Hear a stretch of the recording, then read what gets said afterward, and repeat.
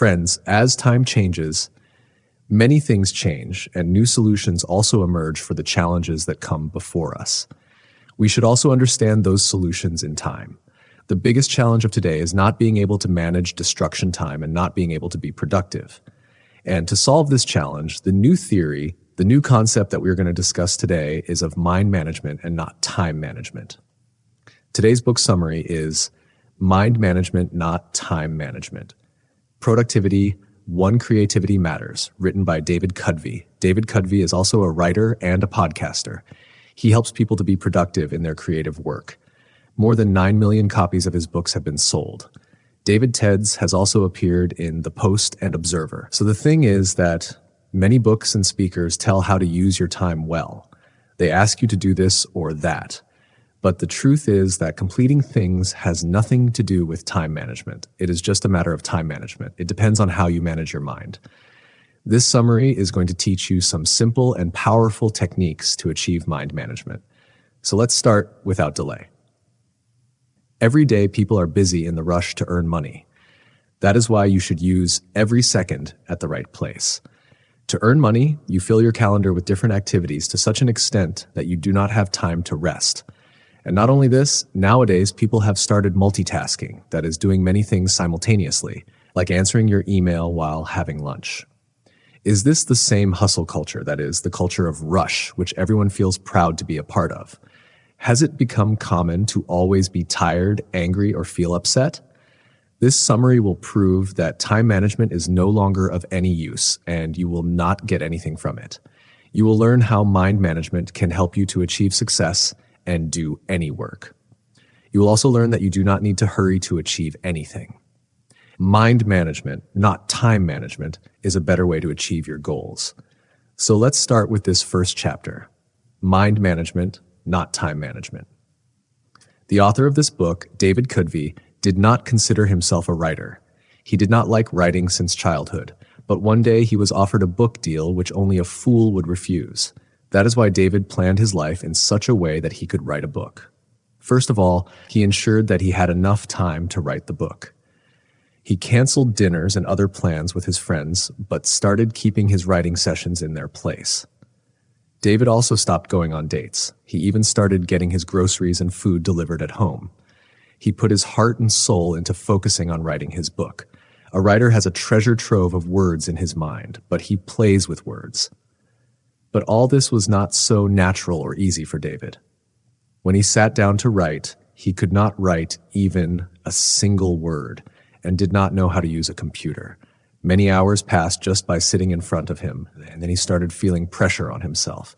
David had to finish 25 copies of the book in the next few weeks and show it to the publisher. If he could not do this, the deal could be canceled. David did not want to disappoint his family and friends. In a hurry, he decided to join a retreat in Costa Rica. He knew very well that even after going there, he would not be able to write anything. Does this mean that he regretted joining the retreat? Of course he did, but David thought that changing the place would perhaps help him get out of writer's block. David started regretting saying yes to the retreat, and he left his house. He wanted to get rid of his frustration.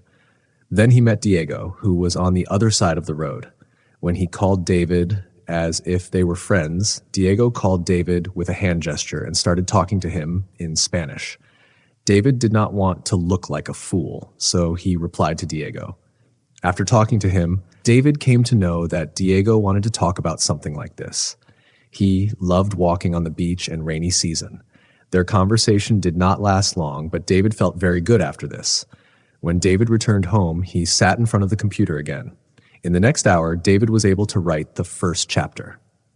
This helped David understand what had happened that he was able to write. The reason for this was not to find time to write. Time management is no longer effective. You do not need time, but to be in the right mental state to write. This is what David calls mind management. Mind management means giving priority to your creative energy, but it can also waste your time. Have you ever felt zero motivation after looking at your long to-do list? This happens to all of us. Still, with mind management, you can get out of this problem. Mind management means looking at a task or problem from a different perspective.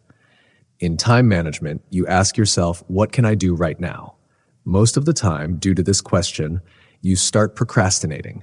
You know that you want to do something. You do not have the focus and motivation to do it. On the other hand, in mind management, you ask yourself, what work am I in the mood to do right now? But what should I do that can fit with my mood? The best way to accomplish this is that your mental state and the work should match each other. This way, resources like energy and time are not wasted. The next chapter is the creative sweet spot. Being creative is not something that comes to you easily. It is not a grocery that you can buy.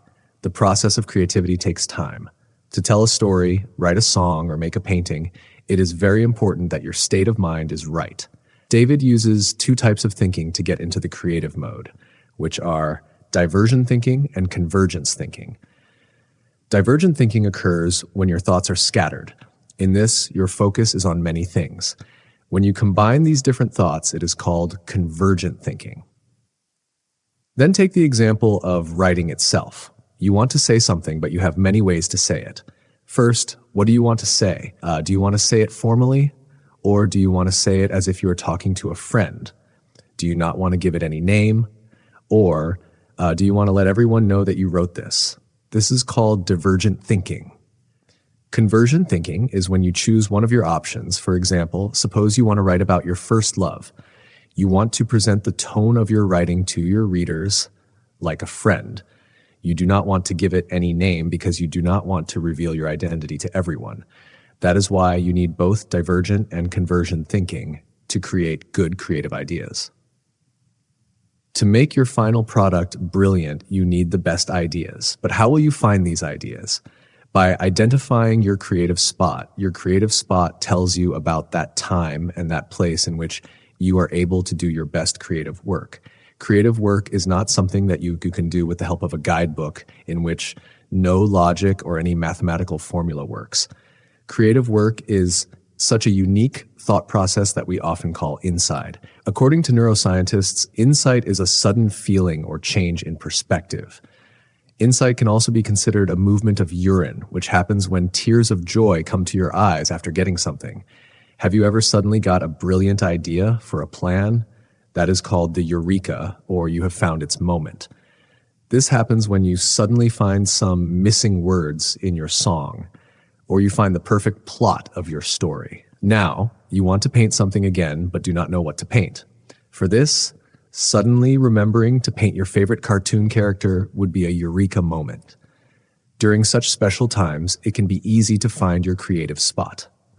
Remember that this is about mind management, not time management. Your energy does not remain the same every day or throughout the day. Just like a lot of your energy is spent on your job, similarly, socializing with your friends or working on your painting or novel also takes up a lot of your energy. That is why you find the right time of the day when you have the most energy. You also have to maintain coordination with your system, i.e. your sleep cycle. This system helps you to stay in place during the day. Think of it as a line going upwards. The more you stay awake, the more alert you will be. But to stay awake, you need to focus on your energy. At the same time, your sleep clock prevents you from staying alert. In other words, if you don't sleep well for one night, your sleep clock increases a lot. Think of your sleep clock as a line going down because it reduces your energy. The line of both your system and sleep clock meets at around 2:30 in the early afternoon. This is why you feel sluggish and tired at this time. Understanding your body clock helps you to focus on your work easily. Many people work very focused in the morning, like the best violin players practice diligently for the first 2 to 4 hours of their day. Famous writer Virginia Woolf and psychologist BFP do the same. This is because morning is the time when people are fully awake and alert. David has told another way to achieve his creative spot. He calls it the first wave rule, which helps him to remain disciplined in completing his work. When you spend the first hour of your day on your project, it is called the first wave rule, and it should not be any ordinary project, but it should be your most important project. By doing this, you will be able to complete that project quickly. Hearing this, you might be wondering whether this is really possible. The answer is yes, it is absolutely possible. Start your day with your most important work, that is, with a task that you have to do. By doing this, the chances of you being too lazy to complete it are greatly reduced. Doing this also prevents the hindrances in that work. After taking this important learning, move towards the next chapter. The 4 stages of creativity. When you are not actually writing and painting, you can still do writing and painting. The process of creativity is not just about writing and painting. Social psychologist Graham Bowler calls it the 4 stages of control, or the 4 stages of creativity. The first stage is preparation. This is when you think about everything about your project. Which character in your story? How long will your song be? What will you use to make the painting? This is the brainstorming stage. In this, you have so much information about your project that you become like a walking encyclopedia. David also started working on his book in the same way. There was a time when he used to sit in his living room and open such sources of information. Books, newspapers, and journals were scattered around David. He also had a whiteboard on which he used to write possible topics and chapters. The research that David did was not a waste of time. It was helping him to reach the next stage of creativity. The second stage is incubation. This is the time when you do not work so actively on your project. You are probably working on something else or spending time with your friends and family. We need to take breaks in between. Forcing yourself to complete the same work immediately does not always work. By doing this, you will start getting frustrated and angry. This will make it difficult for you to find your creative spot and move to the third stage. The third stage is elimination. This is the eureka or aha movement. The third stage cannot be fully explained because it happens suddenly and is unpredictable. As it has been said, if you do not make the necessary preparations, then you cannot reach this stage. You have to spend a lot of time on the first stage. Let us know how the first stage helps you to reach the third stage. For this, we'll take the example of Paul McQuarrie of the Beatles. Paul composed that memorable song named Yesterday in a very unique way.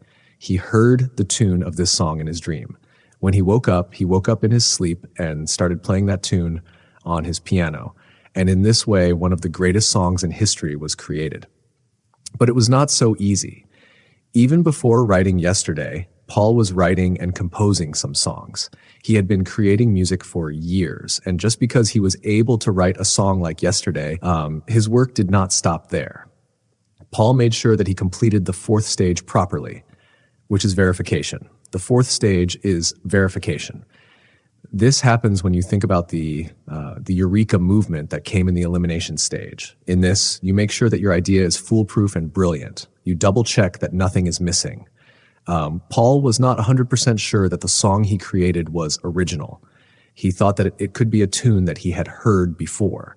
At that time, there were no such measurements or software that could tell whether a tune was original or not. That is why Paul spent 1.5 years to make sure that the tune was his own or not. During this time, he worked a lot on changing his song and improving its lyrics, tune, and arrangement. If you do not spend your time in every stage of creativity, then you can never create a masterpiece. You have to go through every stage of this entire process. The next step is the 7 mental states of creative work. There is no strict rule of deduction, but he had things to do and places to go that helped him get in the right mood to write. He would go to the 19th floor of the John Haddock Center to write in his little notebook. These thoughts are scattered at first, but after writing them down, David begins to see other things. Here is the content, unchanged as you requested, what he thought should be included in his book. The John Haddock Center was used to help David organize his thoughts. There was a coffee place called Absinthe Coffee, which David liked very much. The beautiful view and the aroma of coffee beans there were very attractive. It made that place an ideal place for writing. Like David, you can also do different types of work according to your mental state. Your mental state can be one of these 7 mental states. The first is the priority mental state. This is when you make a plan. You decide what you need to do and how you will achieve it. In this, you also decide what is important and what is not. This is what David used to do at the John Haddock Center. The second is the explore mental state. It is not about doing research. There is no need to give specific answers to specific questions. In the explore mental state, it is said to leave your curiosity open and not feel guilty for it. For example, suppose you are thinking of painting something. You research what you want to paint, but in the process, you watch a complete documentary on the history of painting. You let your curiosity free. The third is the research mental state. This is the place where you look for specific questions and their answers. David is in this state most of the time. He researches how to make a chain aperture or how to verify whether the text he is going to write in his book is correct or not. The fourth is the general mental state. This is the state where you actually work. You create something by combining the ideas collected in the previously given mental state, like writing your first draft. The fifth is the Polish mental state. This stage is for editing and polishing the work that you had done in the previous stage. You make sure that your sentences have some meaning. In the painting, you check that there is no place left on the canvas where you have not painted, or there is no color that needs to be made deeper or lighter. Sixth is the administrative mental state. You cannot always focus on your creative work. You also have some responsibilities that you have to do, like paying your bills and spending time with your family.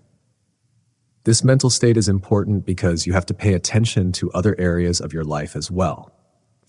Finally, there is the recharge mental state. In this, you need to relax and refresh yourself. Take a day off or go on vacation. When David gets stressed about his book, he goes for a massage. Sometimes watching funny videos or movies can also help with this. Find ways to calm yourself and relax your mind. Creative skills. David had a very strange routine. From 12 o'clock at night to 4 o'clock in the morning, he used to focus only on his book. At 4 o'clock in the morning, he would switch off the lights, close his computer, and sleep till noon. The next day, in the afternoon, David would get ready and go to the coffee shop. He would work in the cafe until it was time to close. This is called the debit creative cycle. This is a repeating cycle in which you get time to rest as you move forward with your work. The creative cycle consists of 4 stages of creativity in which you prepare, include, eliminate, honor, and verify. The creative cycle does not have to be based on time. It can be based on weeks or even different seasons. Let's see an example of the creative cycle. Bet likes to do the first stage of creativity, i.e. preparation at night. The silence of the night helps her to focus, so she gets a lot of information for her song. She goes to the second stage of creativity, which is incubation. When she sleeps, Bet's focus is not on her creative work. This makes Bet feel inspired, and she reaches the third stage of creativity, which is illuminati. When she eats, she gets an aha moment. She finds the right words for her song, and she immediately writes them down on a tissue paper kept with her. She spends the whole afternoon improving her song. It replaces some of the alphabets with better ones and chooses the best instruments to play that tune. There are many options to manage your mind. You just need to find the one that suits you the most. The next chain is Apter Creative Systems. Once David was in big trouble, he had to interview Dr. Rock for his podcast. Dr. Rock was an inspiration for David. He had written a book called Your Brain at Work. With the help of this, David was able to understand how the mind works in creative work. David considered Dr. Rock as his ideal. But the day David had to talk to Dr. Rock, he had to face many difficulties. First, there was construction work going on in the apartment he had rented. There was noise all day long. There could not have been a worse situation than this for recording a podcast. Secondly, David had recently come to live in Panama City to write his book, but he did not know his new neighborhood very well, so he had no idea where he could find a good place for the interview. Third, David knew that it would be impossible to reschedule the interview because famous people like Dr. Rock are always busy. This was like a golden opportunity once in a lifetime. It seemed that it was clear what was going to happen. David would have to cancel the podcast. Nothing was going well that day, but Bit's creative system got activated and he wrote an email to Dr. Rock. For some reason, he was not feeling hopeless all of a sudden. He had found a solution to every problem that he was facing. Finally, David was successful in recording with Dr. Rock. The creative system has a repeating processor that helps you do your creative work. It helps you know what steps to take, keeping in mind your mental energy. Think of the creative system as a chest that covers your creative cycle and the stages of creativity. It basically takes care of the entire creative process. The creative system needs a minimum creative dose. This is the smallest thing you can do to take your creative work forward. Suppose you are a writer. Your minimum creative dose is to write one paragraph of your book. The minimum creative dose helps you to focus on your other priorities. Open loops are also a good thing for creative work. Let's understand this with an example. When you feed your cat, you notice that its food is about to finish. You make a mental note to buy cat food from the supermarket. This is an open loop because buying cat food keeps going on in your mind even when you are doing other work. The open loop keeps filling up space in your mind. This mental space can be freed only when you complete that work, i.e., buy cat food. It seems like a negative thing, but open loops are beneficial for your creativity or help you move your project forward. Let's go back to that example where you were a writer and were writing a paragraph for your book. This creates a mental loop in your mind that you can refer back to the next day and the days to come. In this way, even if you do not spend your whole day writing, you can still do it. Even if you can do it, you will not feel guilty. As long as you are making progress, you will keep moving forward and not lose your momentum. The best thing about the creative system is that you can keep many open loops. One loop can be connected to the plot of your story, while the other can be connected to the back of the character of the story. The creative system also prevents you from making excuses. You cannot even say that you do not have time because only a few minutes are required for a minimum creative dose, and now that more, which we call a conclusion, means we will repeat the learnings of all the chapters we have read and heard till now. First of all, you learned what is mind management. It means creating the right mental state to do your work. It means asking yourself, what work am I in the mood to do, but what can I do that can fit in that mood? Secondly, you learned that you can achieve mind management by finding your creative sweet spot. You will be able to do this by applying Devogent honor conversion thinking. In both ways, you can create an eureka movement, which is like a sudden success in your creative work. To find your creative sweet spot, you have to identify your most productive time. Most people like to work in the morning because there are less distractions during that time. Thirdly, you learned about the 4 stages of your creativity. You have to go through all these stages to create something amazing. This stage is preparation, incubation, illuminating work. Learn about mental states. These states help you complete the 4 stages of creativity. These are the 7 mental states: prioritize, explore research, generate polish, administer and recharge. Fifth, you learned about the creative cycle. It is a repeating cycle of finding time to do creative work and rest. The creative cycle decides which time frame works for you, whether it is a week, month, or a season. Noise. Sixth, learn about your creative system. It oversees the 4 stages of creativity and the creative cycle. It is a repeating process that helps you find answers to questions like what steps should be taken or how should they be done. Today, the whole world has become a storm of fast-paced life. In this, everyone is busy doing more and more work as quickly as possible, but there is a different pleasure in doing things slowly. So enjoy that process and do not hurry. Big things are achieved only by those who wait for them. And to increase your creativity in the door of destruction, all the tools and learning you have gained to keep yourself focused will prove to be valuable to you, and you will implement them in your life.